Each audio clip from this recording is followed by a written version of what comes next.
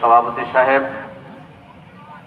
উপস্থিত রয়েছেন এবং মুসলমান ভাইয়েরা, আসলে দীর্ঘ আলোচনা আলহামদুলিল্লাহ জোহর উপর থেকে শুরু হয়েছে, আমি জানি যে আলোচনাগুলো হয়েছে। আল্লাহ তাআলা আমাদেরকে আমল করার তৌফিক দান করুন। আসলে এই মাদ্রাসার কথা হুজুর বলেছেন, এই মাদ্রাসার মোহতাম সাহেবও কিছু সংক্ষিপ্ত কথা বলেছেন, তবে আল্লাহ তাআলার খাস রহমত 2017 পর থেকে আজকে 25, আসলে অল্প সময়ের ব্যবধানে আল্লাহ অনেক বরকত দিয়েছে। আপনারা যারা মাদ্রাসার সাথে প্রথম থেকে ছিলেন, আছেন এখন অনেকে, তারা দেখেছেন কিভাবে মাদ্রাসা শুরু হয়েছে। একেবারে আমার মনে হয় আমার দেখা শোনার মধ্যে এত অল্প সময়ে এত বরকত খুব কম মাদ্রাসার হয়েছে। এটা হলো আমাদের মুরব্বিদের এখলাসের কারণে, আপনাদের সহযোগিতার কারণে আল্লাহ তাআলা সাহায্য করেছে। যে কথাগুলো হুজুর বলেছেন গুরুত্বপূর্ণ কথা বলেছেন। আমরা আমাদের জীবন একটু মিলাইয়া দেখি। আমাদের জীবন কিন্তু এলোমেলো, আমাদের জীবনটা কিন্তু এলোমেলো, অত কিন্তু ভালো না। একটু চিন্তা যদি আমরা করি, আমরা এলোমেলো পাবো জীবন।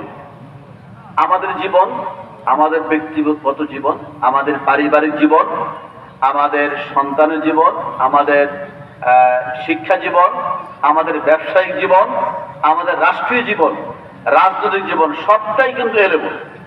এলোমেলো হওয়ার কারণে আমরা কিন্তু কাঙ্ক্ষিত যেরকম উন্নয়ন হওয়ার দরকার আমাদের, এটা আমরা করতে পারি না। আমাদের জীবনের দিকে যে তাকাই আমরা দেখতে পাবো যে আমাদের জীবনে গুনাহ করা, ভুল আর ভুল, গুনাহ এবং ভুল এত বেশি আমাদের জীবনে যে এগুলো আসলে যদি আমরা সংশোধন না হই, তাহলে কিন্তু আল্লাহ তাআলা এগুলো আমরা এভাবে যদি যাই, তাহলে কিন্তু ভয়াবহ অবস্থা আমাদের সামনে বিদ্যমান রয়েছে, খুব ভয়ের কারণ রয়েছে।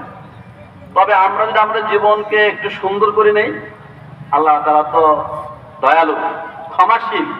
আমরা যদি একটু কেবল জীবনটাকে সংশোধন করি, ব্যক্তি জীবন, আমাদের পরিবার, পারিবারিক জীবন, সামাজিক জীবন, দেখেন আমাদের ব্যক্তিগত জীবন সুন্দর না হওয়ার কারণে, সংশোধন না করার কারণে হিংসা, বিদ্বেষ, কুফর, শিরিক, মিথ্যা, প্রবঞ্চনা, ধোঁকা, দুর্নীতি, হানাহানি, মারামারি, গীবত, শিকায়েত, হাসাদ, এমন কোন রোগ নাই যা আমার মধ্যে নেই। সবাই দেখবে, আমি আমার কথা বলছি, আপনারা হয়তো আপনারা অনেকে ভালো আছেন, কিন্তু আসল কথা হলো আমাদের জীবনে যে কথা হলো এর চেয়ে আরো অনেক বেশি অপরাধ আমাদের মধ্যে সংশোধন না করার কারণে এভাবেই চলছে। জীবন শেষ, 60 বছর, 70 বছর, 50 বছর অতিবাহিত হয়েছে, এভাবেই চলছে। আমরা কোরআন পড়তে পারি না, অর্থ পারি না, তরজমা পারি না, নামাজ পড়তে পারি না, সূরা কেরাত পারি না, মাসলা মাসাইল জানি না, ব্যবসা বাণিজ্য কিভাবে করছো সে সুন্নাত তরিকা পারি না, জানি না। সব চলছে আমাদের অন্যায় এবং গুনাহের উপরে। আমাদের সন্তানগুলোকে আমরা এইভাবে সাজাইছি, আমাদের পরিবারকে এভাবে সাজাইছি।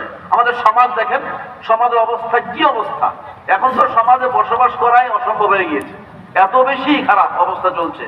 মানুষের জীবন নিরাপত্তা নাই, মালের নিরাপত্তা নাই, আপনার কোন দিক দিয়ে ইজ্জতের নিরাপত্তা নেই, সব দিক দিয়ে সমস্যা।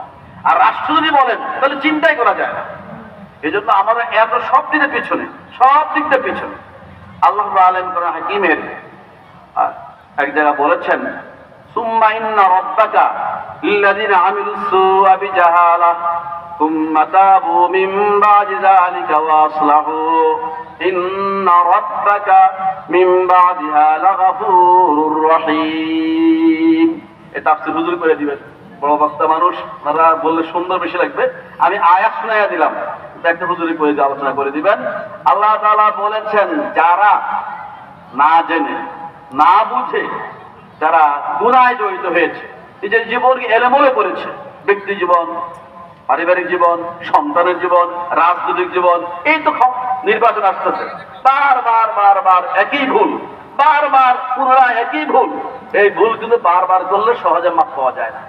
আল্লাহ তাআলা বলেছেন, যারা এইভাবে ভুল করার পরে নিজেকে কি করবে, সুম্মা তাবু মিন বাদি যালিক, অতঃপর তওবা করবে, লজ্জিত হবে, গুনাহ ছেড়ে দিবে, নেক আমল করবে, ওয়াসলাহু, নিজেকে সংশোধন করবে, নিজের সন্তান, পরিবার, পরিজন, আত্মীয়স্বজন, পাড়া প্রতিবেশী, রাষ্ট্র সংশোধন করবে। আল্লাহ যদি কেউ করে নেয়, সুযোগ আসছে করার, আল্লাহ তাআলা ইন্না রাব্বাকা, নিশ্চয় তোমার রব, মিন বাদিহা, এই সংশোধন হওয়ার পর, করে নেওয়ার পর লাগাফুর রহিম, ক্ষমাশীল, দয়ালু, আমার আপনার গুনাহকে মাফ করে দিবেন, আমাদের রহমত নাযিল করবেন, আমাদের সর্বদিক দিয়ে জীবনকে সুন্দর করে দিবেন, এলেমুল জীবনকে সুন্দর করে জান্নাত উপযুক্ত করে দিবেন। আমরা কি এমন ভাবে হতে চাই না ভাই? কি বলেন, এরকম হতে চাই? তাহলে আমরা এখন থেকে এগুলো ছেড়ে দিয়া নিজের জীবন সুন্দর করব। আল্লাহ আমাদেরকে আমল করার তৌফিক দান করেন। ওয়া আখিরু দাওয়ানা আলহামদুলিল্লাহি রাব্বিল